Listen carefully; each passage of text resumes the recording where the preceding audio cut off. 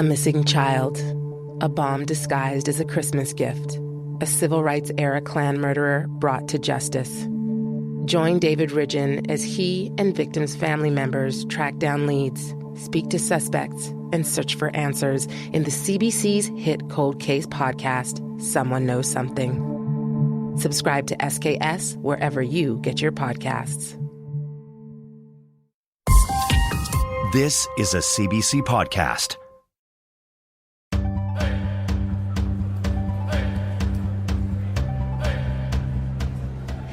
Wache Tanse Anin. Hello and welcome. This is Unreserved on CBC Radio 1. I'm Rosanna Deerchild. In October of 2018, I moderated a panel called Inside Outside at 6 Degrees, held at the Art Gallery of Ontario. It's an event that invites authors, academics, politicians, and big thinkers together to discuss pressing issues. And right now, there is one issue that has captured the world's attention. The death of George Floyd, a 46-year-old black man, and a Minneapolis police officer now charged with second-degree murder. His death was witnessed around the world and sparked support for the Black Lives Matter movement with protests from America to Australia. We are at a turning point in our history, so we thought it was a perfect time to revisit this conversation. Today on Unreserved, we're talking about power, privilege, and asking, how willing are we to make meaningful change? Joining me on stage are Alexis McGill-Johnson of the Perception Institute, Ijeoma Alua, author, speaker, and internet yeller, Nathan Obed, National Inuit leader and president of Inuit Tapiriit Kanatami, and Saskia Sasson, professor of sociology at Columbia University. Okay, so this afternoon we are going to have a conversation around place, power, privilege, who has it, who doesn't, and perhaps more importantly, how we are shifting to create new spaces. I want to start with, of course, our beautiful panelists here. I want to ask you, first of all, to tell us and share with us where you come from. Because as my elders teach, you cannot know where you're going until you know where you've come from. Or at least that's what my mother would say when she sent me to the store. So my first question to each of the panelists are, what is the place that you come from? Perhaps we'll start with Nathan. Thank you very much. I guess I'm still trying to figure that one out. I thought I came from Canada when I was a young person, and I'm not quite sure if that's the right way to think about where I'm from now. I'm from Nunatsiavut, which is a region in Inuit Nunangat, one of our 4 regions in northern Labrador, and we very recently got self-government in 2005. But I grew up there. I also grew up in the United States. I grew up kind of between a lot of different worlds. So I can also say that I'm a global citizen as well. So I am the National Inuit leader. I am Inuk, and I'm a proud Indigenous person. But it doesn't then take back any of the other parts of me that exist as well. And I'm comfortable and assertive in that space. And I think that is sometimes confusing to the rest of the world, that I have non-Indigenous ancestry as well, that my mother is non-Indigenous. That's fine. And getting the acceptance from Canada and North America that I can be Indigenous, but I can also have non-Indigenous parts, that is a part of this power dynamic that I hope that we can discuss here this afternoon about assertiveness in Indigenous self-determination without the qualifiers that non-Indigenous people put on us. And if we don't fit into those myriad of boxes, then we somehow lose all of our rights altogether. And we will get into that, because that is an interesting place of privilege to try to kick doors down into. So then we're going to go to Alexis. So where am I from? I kind of like to say I'm from a period of time. I was born in 1972. which is important to me as a social identity. Really? Oh, see, so me too, all together. But it's important for me because it was halfway. I was born kind of right in the middle of post-wave, second-wave feminism and the Black Power movement. And my parents both, particularly my mother, lived at the intersection of both of those movements growing up. She was incredibly active as a womanist.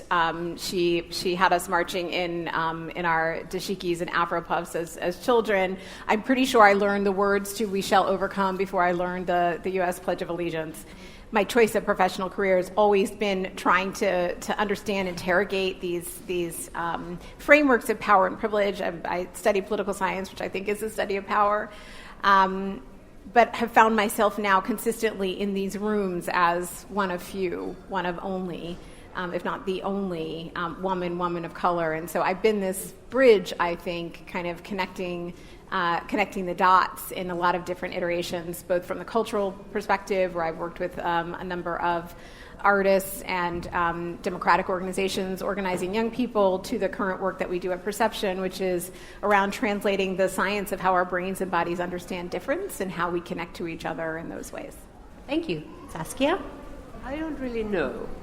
I mean that. So I'm Dutch born. I grew up in 5 countries and in 6 languages, which means that I don't speak a single language properly. So I will just leave it at that, but I guess my soul is from Buenos Aires, which I actually speak rather well without a foreign accent. Probably the only language, now that I think about it, is Spanish. Beautiful. Thank you. And Ijoma? I am from Seattle, lifelong Seattleite, and I am a Black woman from Seattle, which is a very kind of specific identity in what is the 3rd whitest major city in the United States, and it informs a lot of my work as someone who writes and speaks on issues of race and gender. And I would say that it is a specific experience of observation that is oftentimes forced on people from minority populations who are extreme minorities in their population, where you grow up trying to learn all of the rules of how to coexist and how to survive a society not built for you. And I have turned that into writing because it has put me in a unique position to translate a lot of the issues that people don't have enough distance from often to be able to talk about clearly. Mm-hmm. Thank you for that. So we all very clearly come from very different points in this circle that we call society, community, place, which is really fascinating. I think it'll make for a really interesting conversation this afternoon. So, well then, let's move on to exclusion, about the things that we're missing as we grow up. So what places do you find that you are excluded from? Joma? Oh, well, I mean, I would say that almost every major system in the West was built to exclude a lot of people of color, transgender people, disabled people, queer people, women. Whether I am actually excluded depends on how much I've been able to break through or not. But I would say that I am denied full participation in just about every system in Western society. And I would say that if you are a Black woman and you think you're not, you're probably not fully aware of of the possibilities that are opened up to people who aren't you. So I would definitely say that it's an easier question would be where are you not excluded, and that would, I don't know, likely be my home, and that's about it. And that's my privilege to have a home. I'm the only Black person in my friend group who actually owns a home. Mm-hmm. And where I live in Seattle, there's massive displacements of communities of color. And it is one of the few major cities in the country becoming whiter every year. And homeownership, communities of color are being rapidly displaced. And I know that our neighbors to the north in Vancouver have experienced very similar things. And the last time I went to Vancouver, I was really stunned. And it was like an almost parallel whitening of the area. And seeing the neighborhoods I used to go to feel a little more included, because actually there used to be a fairly decent African population in Vancouver that cannot be found anymore. And I would say that exclusion is the norm for many people in marginalized populations in the West. Yeah. Was there a moment for you where this became really evident, that you were really in a lot of white spaces, you were excluded from these spaces, and as a Black woman simply the color of your skin was dangerous. Yes, I would say, I wrote about this a little in my book. The moments where it became most evident were the few moments where I actually felt included and where I belonged, because the difference is so drastic. And so I wrote about, like, when I was in high school, I was invited to a scholarship conference for gifted students of color. And I was sent with hundreds of black and brown students to spend a weekend learning about this university. And it was the only time, and it was so weird for me to realize that so many things that white society had put on me I didn't have to do. I didn't have to modulate my voice or my laugh.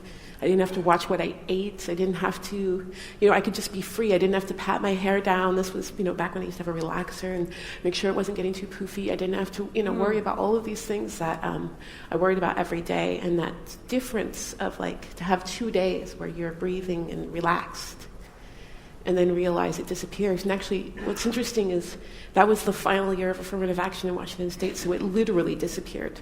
That scholarship conference disappeared. That scholarship disappeared. So it didn't just disappear for me because I left that place. It actually disappeared altogether for students in Washington State.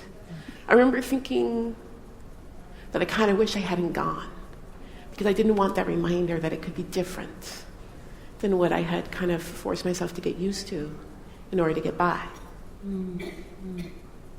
Natan, I want to bring you into this conversation because I know as an Inuk leader of the Inuit people, it would seem to me that you would often feel like you're standing in the north screaming at Southerners that you're even there. Right. Tell me about that experience. What is that like for you as an Inuk man? Sure.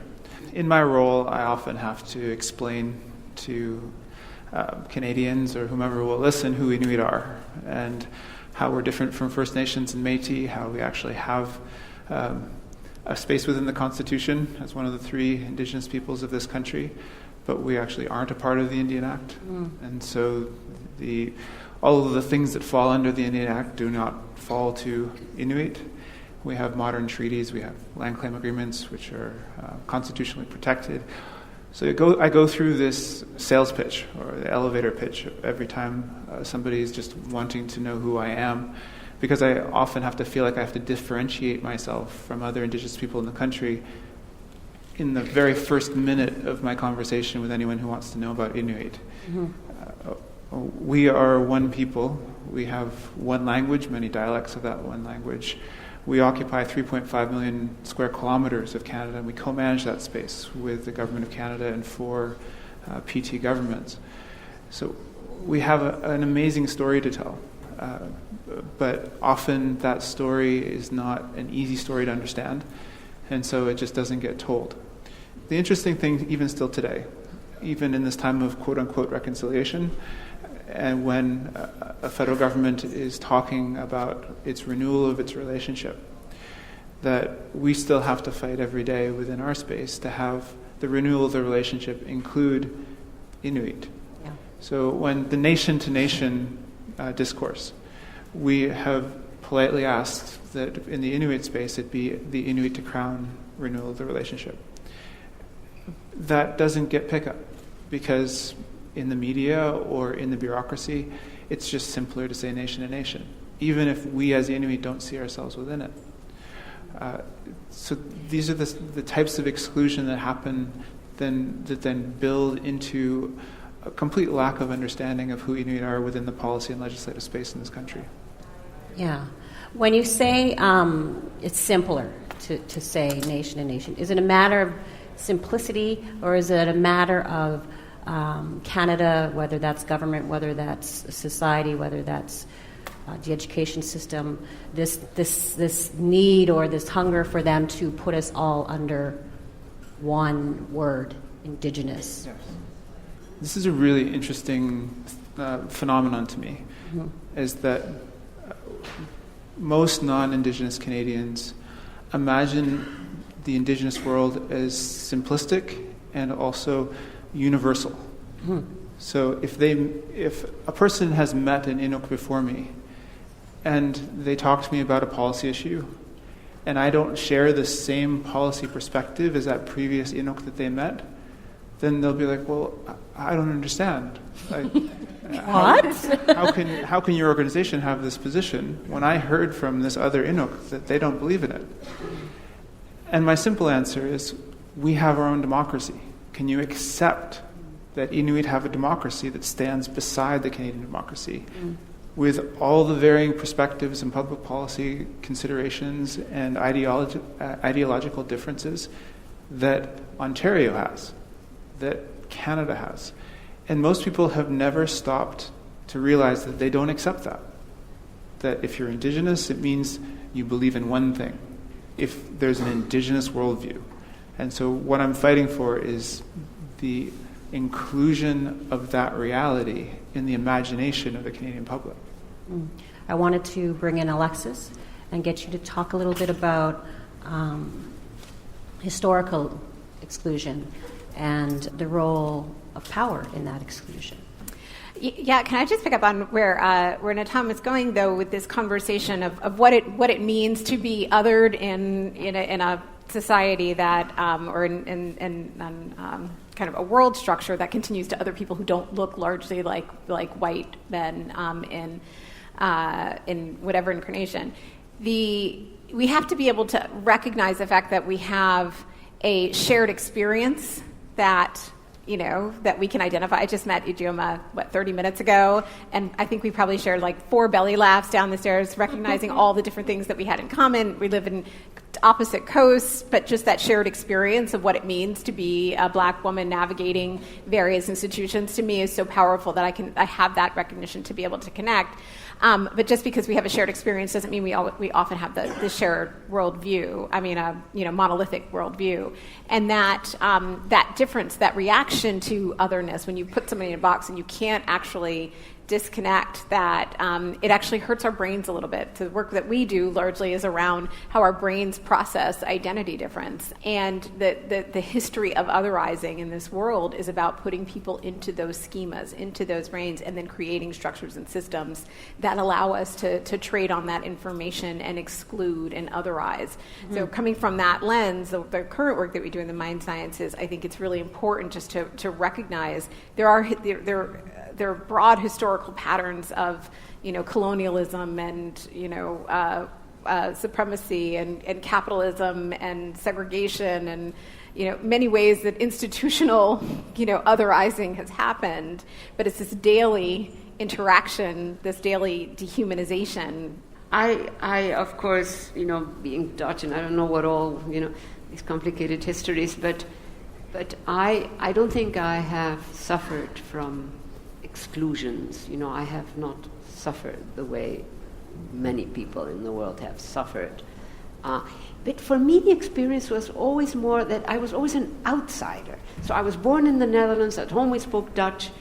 We went to Ireland. We went to Argentina. We went to France. We went to Italy. So not one language was my home language. And that is a different mode, So then you either suffer a bit, and somehow I was not so inclined to suffer even a bit. And so for me it became an adventure. So the fact of being the foreigner really does play very differently, from what you are describing. It has its own outside moments, where you don't belong and all of that. So my experience then as an academic is where I felt this notion of that you are an outsider, but you are recognized. It's sort of an interesting juxtaposition. It did push me, I think, in a direction in my scholarship. So I'm forever sort of at the edges, and my image is that the zone where I do my research, where I do my work, where I do my writing, where I do my interpreting, is not the heart of the paradigm. That doesn't interest me. It's at the edges of the paradigm, where the paradigm becomes softer, weaker, mixes up with other paradigms. And the result of that, I had my own suffering. We're talking really surface suffering, compared with. So my first book, which I really believed in, which then became a classic, was rejected by 12 publishers. I never gave up. You understand what that is? If there are academics in the room, most academics I know, after the second rejection, they think there's something wrong with my book. I never thought that. I thought, this is good. And so I kept just mailing it out, and then finally a nice press took it. But it took 2 years. Well, this is a totally different form of exclusion than what we're talking about here, and it's sort of almost luxury style exclusion, you might say. But many academics, I think, give up too quickly. And hence we wind up in the academy with a lot of repetitive things that become less and less significant. And that is not good. So in that sense, I'm a critic of that. One thing that was interesting, actually, though, when you were talking about being an outsider and traveling, and we've been talking about terminology and verbiage and how difference it makes. What interested me is how you can describe being an outsider and the roles in which privilege can inform that experience, but also the terminology we often use, right? So in the States, who gets to be an expat versus an immigrant? Who gets to be an immigrant versus a refugee? That's right. Right? And these are the sorts of things that it may look the same on the surface, and we can say that it's the same. It's certainly not, because the amount of risk and whether you have a choice as to whether you are excluded or included or not is really different. And I think it's important to always look at that and say things like, oh, this is interesting, and what about your experience means that you got to choose to be on the outside and choose to look at it as a traveler versus people who would benefit greatly from being in the interior and simply cannot and don't actually have that choice. What are the different power dynamics at play that make that experience so vastly different from you versus perhaps, I think, a lot of people in this audience? But at the same time, when I hear the three of you speak, and you before, you also have a positioning, because you are there fighting, you are re-narrating histories, right? So in my case, it was maybe a much easier situation.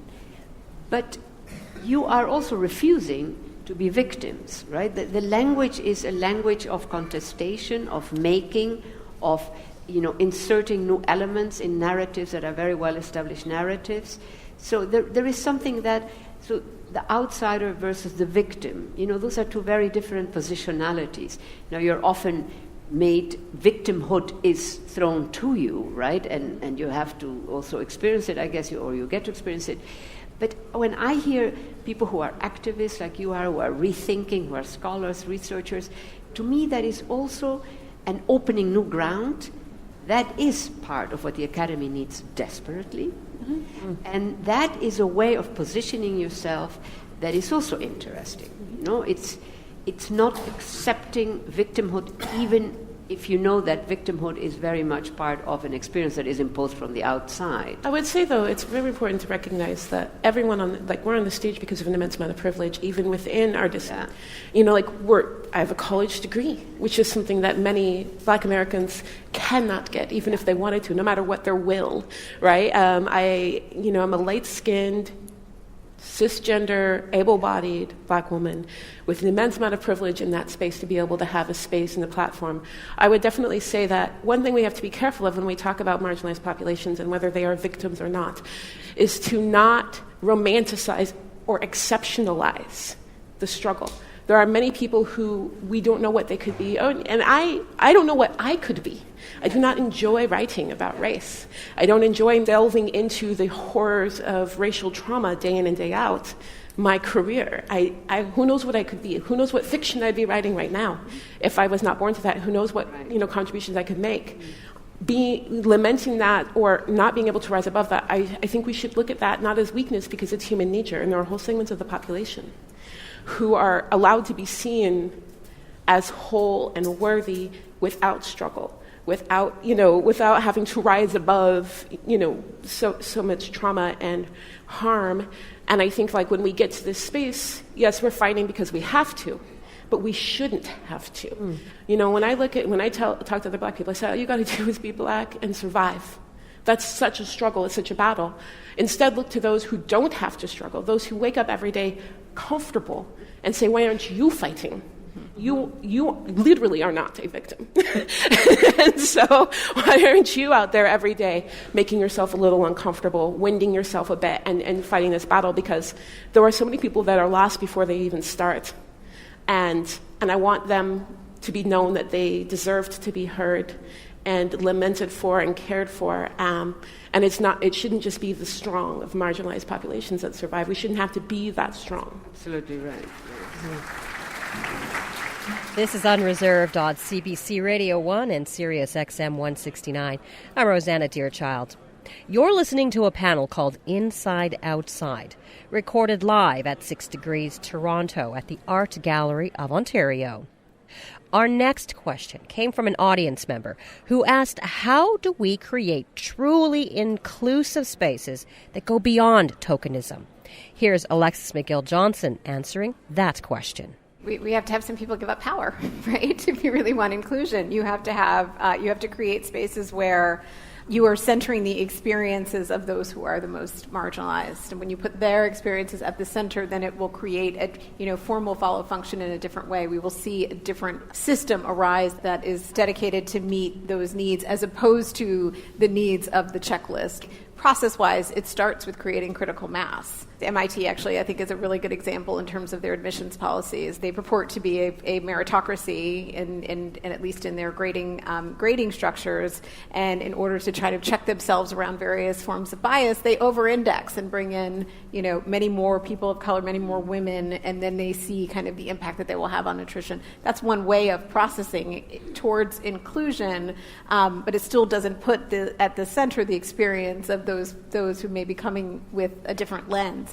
And the systemic piece around inclusion, I think, is incredibly important, because what this exchange here was around the difference between, what I would call kind of an individualized choice notion around victimization versus surviving a systemic structure is at the heart of what we're trying to do when we're trying to transform and make spaces more inclusive. We've spent decades trying to fix the people coming into the system, right? Making sure that they are, lifted up, that they are seen, that they are getting the managerial experience, that they are getting recognized, as opposed to challenging the people who created the system to recognize the fact that they're not as objective as they believe themselves to be, that they can't really evaluate talent, that they don't really live in a meritocracy. And so, I think all of those, probably a flutter of things that I just offered, but I think that we have to consider who are we centering and who needs to change in order to transform the system. Let's answer that question. When you talk about power and who has it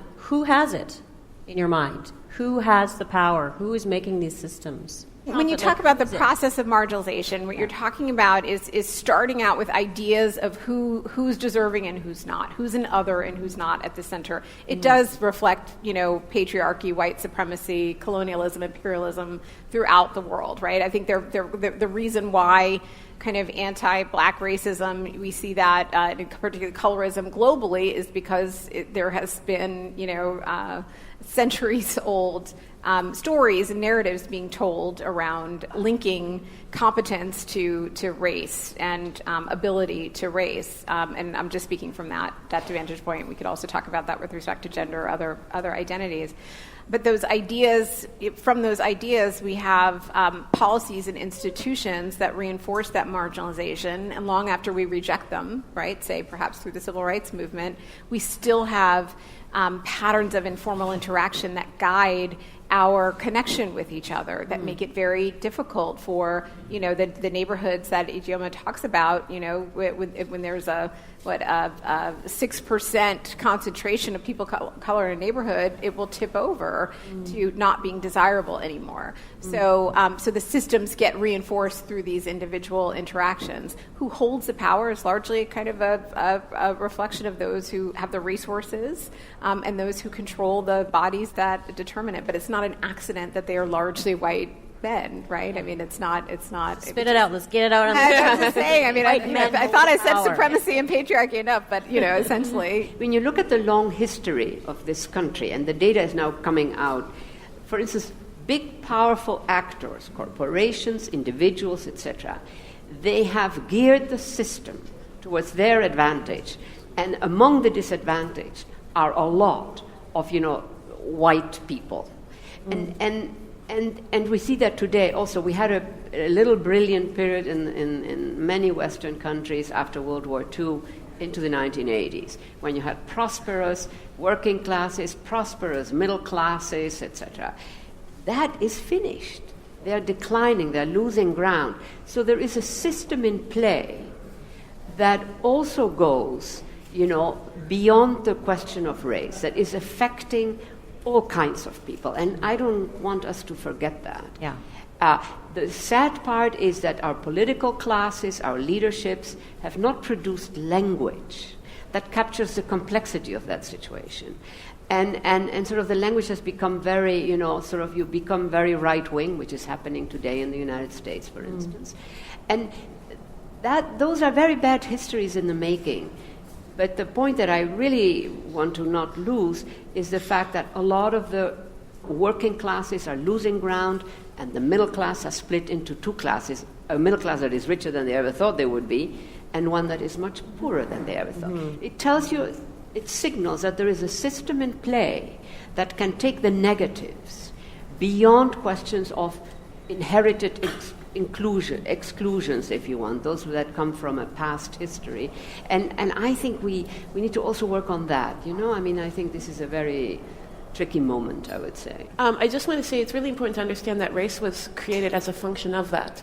So we can't necessarily ever divorce race from class, because race was invented to justify class and to distract from class. And in the West, what you basically had was you had to set up an economic system to benefit the very top, and they needed free labor, and they needed a population to sign on to something abhorrent, which is genocide and slavery, right? And so then you create race. So even though it's a pyramid scheme. White supremacy is a pyramid scheme. And basically it is, you sign up to this, your payday will come. Your payday will come, white people, if you sign on to white supremacy. Someday it's coming. And at least you won't be black at the end of the day. At least you won't be indigenous at the end of the day. But your payday doesn't come because that check was already cashed by the people at the very top. But race is a very necessary component of that, because it also distracts middle white America and lower class white America from who actually cashed that check. Because they can point and say, no, if it weren't for Black Lives Matter, you would have more. Or if it weren't for affirmative action, you would have more. But it is an actual function of capitalism, and it's a function of the exploitation not only of people of color, but of white America and white Canada as well, to have race in place. So they are linked, and they can't really be pulled apart in any way. Yeah. All right. This is Unreserved. I'm Rosanna Deerchild. You're listening to Inside Outside, a panel on power and privilege. Our next question for the panel came from the audience. April asked, how important is it to have safe spaces for Black, Indigenous, and people of color? And whether that's a form of empowerment or a form of further isolation. Here's Ijeoma Ulua tackling that question. I mean, it's vital. I think, yeah. You have to have, no space is safe. That's the thing I think a lot of people who are not marginalized populations understand, that every space at any moment can cease to be a safe space. So I can be walking grocery shopping, and I'll notice a clerk's following me, and I'm no longer in a safe space. So having one space where you can stop and relax and be who you are without constantly having to take in data from who is coming and might harm you or might take away your liberties or might endanger your life is vital. And that experience to be who you are, to see how you could grow, to see how you could connect with other people as a whole person who is not constantly being drained from living in a society that is honestly out to get you, is vital. And if we want to see the full capabilities of marginalized populations, they need a space where they can be free to explore that. So part of that relates to the science in a very interesting way, right? Because we talk about the cognitive load that we carry as outsiders, right? So, and that could be whatever identity that you have as an outsider. Your brain is simultaneously trying to manage perceptions of how people see you and make sure that you don't trigger them to do something that could, quite frankly, be harmful, physically harmful. As well as stay on task, right? To continue your studies or engage and develop to the best of your potential. But if your brain is divided, it can create a tremendous amount of stress and pressure for you. So these safe spaces, I think, are absolutely critical. I think there's a really interesting point in terms of just in terms of kind of things that are happening that are positive. I know we just detailed a lot of history that's quite not. But just at least from my vantage point, a very growing unapologeticness in identity that is being driven not only in these safe spaces, but also kind of giving groups the ballast to develop their own authentic leadership to challenge and contest power in a way that I think is really, really critical. So I think safe spaces are vital as well. We have another question over here, but Natan wanted to address.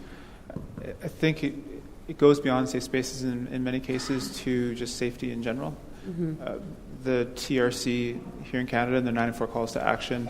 That's the Truth and Reconciliation Commission, yeah. Yeah, sorry. Explicitly challenge Canada, Canadians, institutions, to methodically go about creating safe spaces for Indigenous peoples, and especially Indigenous children. The Murdered and Missing Indigenous Women and Girls inquiry, which is now in its third year, I believe. It's been really fascinating to see the development of the narrative on that and how, there have been, I believe, over 10 hearings already, 10 to 12. There have been so much powerful testimony, but the narrative in this country is about what's wrong with the inquiry, what's wrong with the process, what's wrong with the administration, what's wrong with the commissioners, what's wrong. Why is that? Is it because we don't want to actually hear from the women who've been affected by violence? We don't actually want to give them the safety of the inquiry itself to be able to tell their truths and then to act upon their truths? That, to me, is the media's fault and it's Canadians' fault. To just stop and say, every institution has challenges in administration. Decisions are made. What we're here to talk about is the safety of Indigenous women and girls and the history that has led to thousands of Indigenous women being murdered and missing in this country. That's what we need to talk about all the way through. So sometimes safety and safe spaces requires institutions, such as the media, such as governments, to act faithfully to allow any such conversation to exist. That was Natan Obed with some powerful words about the MMIWG inquiry in Canada. You're listening to Unreserved on CBC Radio 1. I'm Rosanna Deerchild. Today's panel at 6 Degrees in Toronto is digging into racism and power structures that we all navigate every day. Here's Ijuma Alua talking about how hard it would be to break those barriers down. And it's important to remember that whiteness is a race as well. Yeah. And when race was created, whiteness was created, and all of our systems were created in the image of whiteness, which means if we suddenly said today race doesn't exist, what we have then is an abundance of whiteness. And what we want to do if we want to get past race or post-racial is to actually deconstruct the systems that gave these sort of identities this disparate power. You deconstruct the systems, and then the people get to define for themselves who they are. But for many of us, many people, especially the majority of black people in the U.S. and Canada, what would they go back to? Many people do not even know historically, ancestrally, who they are because they were stolen, right? You remove race and all of the history and all of not only the suffering, but the triumph and the culture and the humor and the love that was created out of these things, and you're left with nothing. So what we have instead is to look at the system that empowered race to be this thing that can take so much and harm so much. You take that away. You don't necessarily take race away, because race can be beautiful and wonderful and amazing, and what we've created out of it. Like, I'm incredibly proud of what people of color have been able to create out of this horrible system. You don't take that away, but what you do is you take away the system that turns it into something evil and ugly and uses it against us. And that's really what we need to look at, is when race can become identity that is just empowering. You take away all of the barriers that stop that. And that's when we get to that, as close as we'll ever get, I think, to post-racial. Yeah. In the Constitution, it's only Indigenous people that are fiduciary responsibilities of the Canadian government. So imagine that I am the fiduciary responsibility of Canada. I didn't even know what that meant until I was like 20 years old. Well, and we grow up with these concepts that whenever we get fired up about asserting our rights, our place, or our race in this country, then 1763 British Proclamation, all of these different milestones or important documents then come to the fore. Not in the same way that somebody in the United States might learn the Constitution and how great the Constitution was and who signed it and when that happened, or in Canada, Confederation in 1867. So the narrative that we start to create based on race is one of persecution. This is when residential schools started in our territories. This is when we had our dogs slaughtered. This is when we were forcefully moved into communities. We know those days. But the resilience lies within our race. And actually, the people we are one of the most resilient people in the world, and that's largely because of our experience as Inuit. So in this new space where we actually have some agency as with rights, that's an evolving space, we actually can start to have that conversation. Why am I a responsibility of the state in a way that no other Canadian citizen who is not Indigenous is? Yeah. Today, we still have so much work to do to build a respectful democracy, confederation, that respects the rights of Indigenous peoples.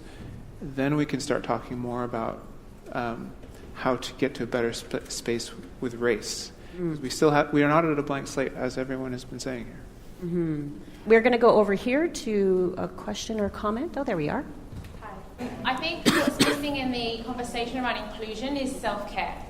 I was a bit alarmed earlier that the kind of suggestion to the question was keep going, don't give up. If you want to give up, you give up, because your mental health and well-being is important. I used to create safe spaces for women, particularly to get more women in politics and all of that, and that's great. But then sometimes I think it's a false reality. Like, because everyone thinks it's great, yeah, we're all a sisterhood, but then when I go into my office and somebody calls me the N-word, like, where do my sisters go? Like, I'm there on the front line by myself. So I think we need self-care, so we need safe spaces in terms of to recuperate and to feel better and to deal with our trauma and to vent and to laugh and to cry and to romanticize about Idris Elba. But we need something that's going to keep us going. We need like a vitamin C or something kind of minerals to keep us going on the front line, because we just keep doing the kind of, yeah, I'm safe and I'm going to stay here, and then I'm going to go out there, I'm going to burn. We need some kind of boundary. We need something to keep inclusivity, to keep going. Can you go to this guy over here? Can you go to this guy over here? I want to talk to this guy because I want to know how you're going to give up your power. I don't know the answer to that question, really, honestly. I just know how deeply worried I am about our world and how inadequate I feel to dealing with the challenges that we're facing. And how much I'm aware of how much we need all of us. So this notion of white supremacy, I'm now aware of being a white man. I wasn't aware maybe until the last 10 years that I'm a white man. Really? Well, of course, I knew my skin was white, right? But I grew up in Yellowknife, Northwest Territories, where I lived among the Dene and people of many different races, but mostly white and Dene, some Inuit people.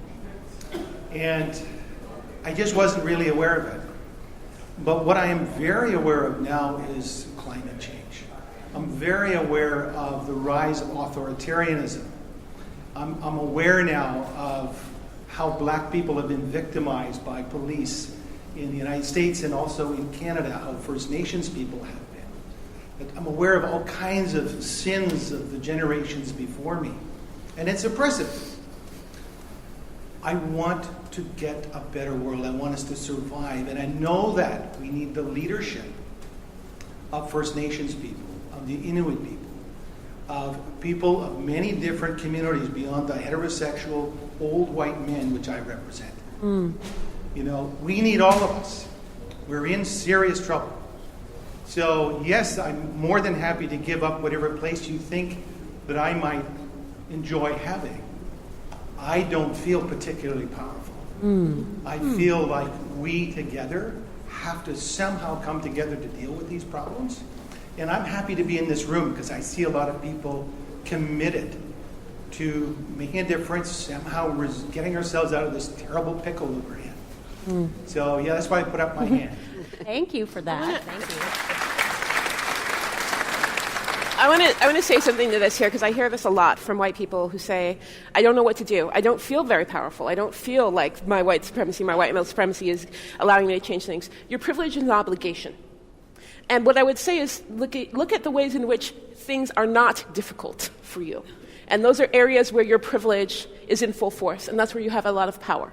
Mm-hmm. So you have politicians who are courting your specific votes, right? You have corporations who are creating products to try to get to your specific money, right?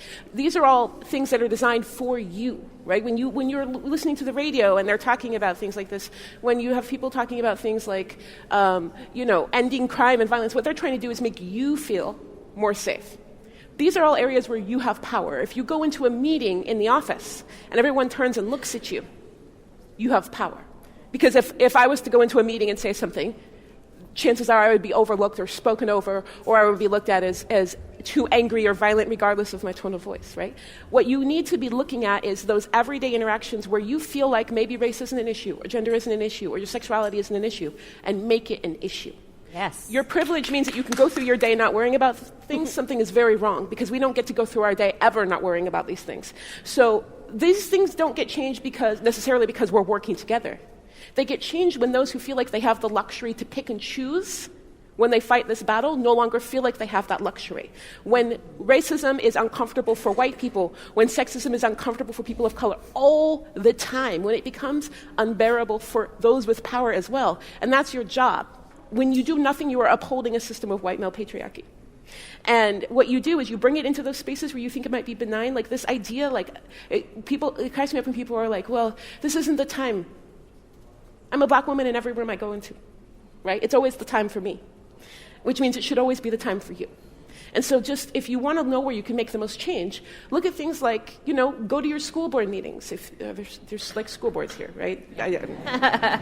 You go to your school board meetings. Ask for things like, the first thing I ask when I go into schools is, what time are your PTA meetings, parent-teacher associations? And they'll say, it's at 2 p.m. on a Wednesday. Oh, okay, well, how are working mothers, and majority women of color, mothers of color are working mothers, able to attend? What languages are you sending these out in, right? When someone knocks on my door asking for my vote, I ask them, what are your police accountability procedures? I don't attend functions in my area when I'm asked to get on stage if I am the only marginalized person there with the immense amount of privilege I have, right?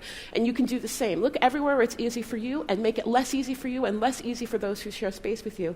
It's only when it is unbearable for those in power that it actually gets changed, but you have to have the power in order to make it unbearable. So use it for that.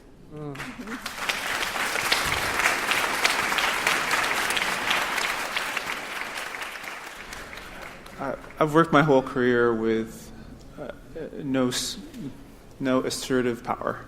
I've always worked for Inuit representational organizations at different levels, and now I represent Inuit, but mostly in relation to the federal government. Mm-hmm. So I've always had to make people believe that the path that we want for ourselves in self-determining is the path that is the best path for everyone. So part of the reason why I've become good at narration, good at public speaking, is because that is one of the most effective things that I can do today. Yeah. Perhaps in the future, there would be roles that wouldn't require me to care about what other people think. But that is not the place where any Inuit politician is today. Whereas with the federal government and with ministers of the Crown, this particular government has taken our calls and taken our meetings more than probably the last 10 governments combined. But it's up to them. They decide. It's the capricious nature of a campaign pledge that comes and goes. It is not a power dynamic that exists in any other form other than in the rhetoric around the renewal of a relationship. And if you notice in the mandate letters, for those of you who are Canadian and follow these things, it talks about a relationship. it doesn't talk about doing the work. It doesn't talk about the legislative underpinnings of all of this. It says, let's have a relationship, a renewed relationship, which is a very different thing than actually doing work. So you can meet with the Suriname minister all you want. Does that... Have some lunch. But yeah, we will have a relationship. We'll talk about things. We'll commiserate about how bad things are in our communities.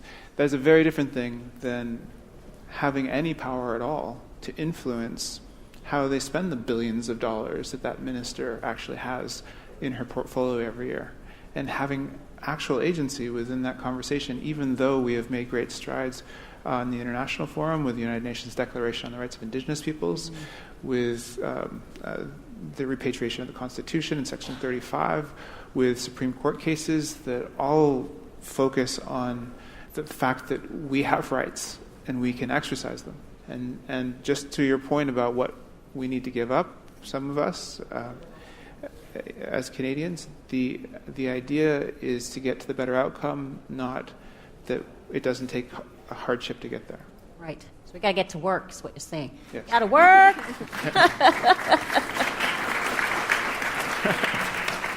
Alexis? Look, I think ideas matter. I think messengers matter.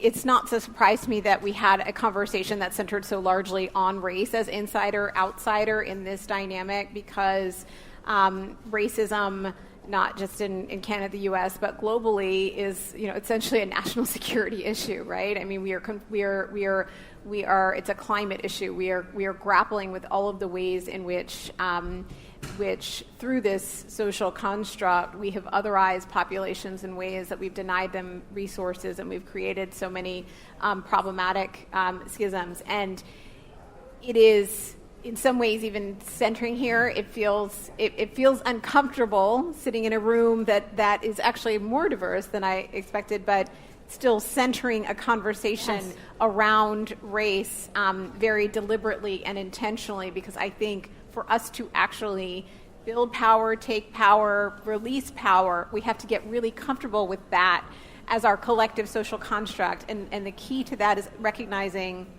that while we are individually manifesting various pieces of power and privilege around it, it is a systemic issue, and we have to, in order to let go of power, we kind of have to depersonalize. We have to let go of ego in a really, really critical way. Get used to being uncomfortable. We have to used to being uncomfortable. Absolutely. Yeah. And I think that's really something that we have to build on. Having very clear intergroup relationships where we consider each other peers in this struggle is actually the best way to reduce bias from the science.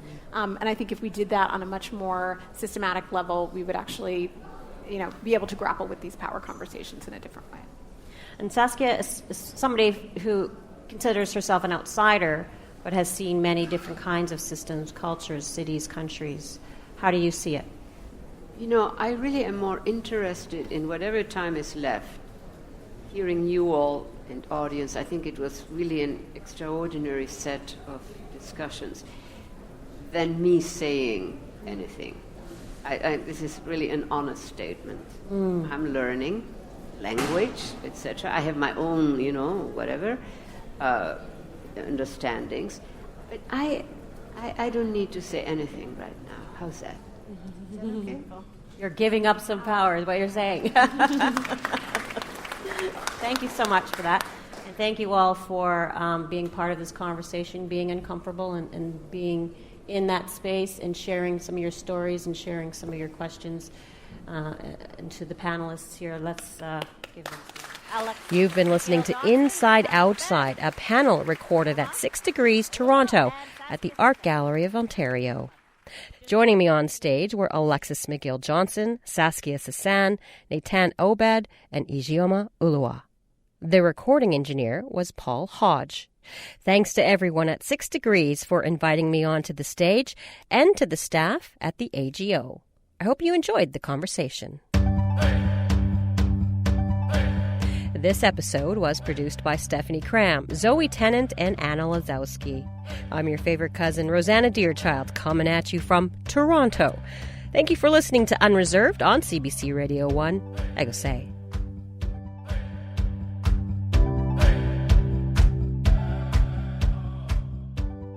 For more CBC podcasts, go to cbc.ca/podcasts.